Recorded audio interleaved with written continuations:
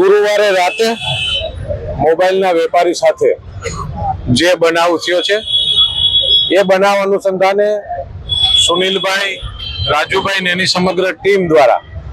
રાતે મને, પાર્ટીના પ્રમુખ અને પાર્ટીના લોકો સાથે એમની ટેલિફોનિક વાત કરી હતી.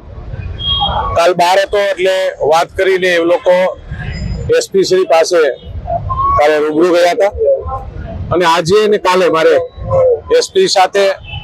વાત થઈ છે કે કોઈ પણ ગુનેગાર હોય તો છોડવા ન જોઈએ, પણ કોઈ ગુનેગાર હોય ન હોય અને આપણે એમને ખોટી રીતે કોઈ હેરાન કરે તો એ પણ ચલાવી લેવામાં ન આવે. એટલે જે પણ આજે જે લોકો ભોગ બન્યા છે એમની સ્થિતિ જોઈ, એમની વાત જોઈ અને લાગ્યું છે કે આવી રીતે ન થવું જોઈએ. તો એસપીસીને રજૂઆત કરી છે કે ભાઈ તાત્કાલિક અસરથી આની અંદર જે પણ લોકો હોય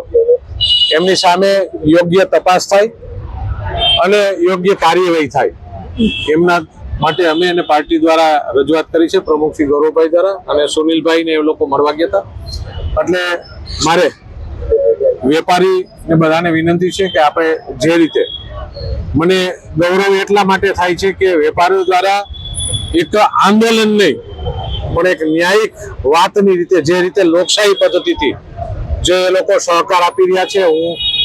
સરકાર વતી અને એક આ વિસ્તારના પ્રતિનિધિ વતી હું તમામ વેપારીઓને ધન્યવાદ આપું છું કે એક લોકશાહી પ્રણાલીથી આપ વિરોધ કરી રહ્યા છો. મારી વિનંતી છે આપ બધાને કે આપ બધા આપણા ધંધા શરૂ કરો. ચોક્કસ ટૂંક સમયમાં જ આમની તપાસ યોગ્ય અધિકારીને આપી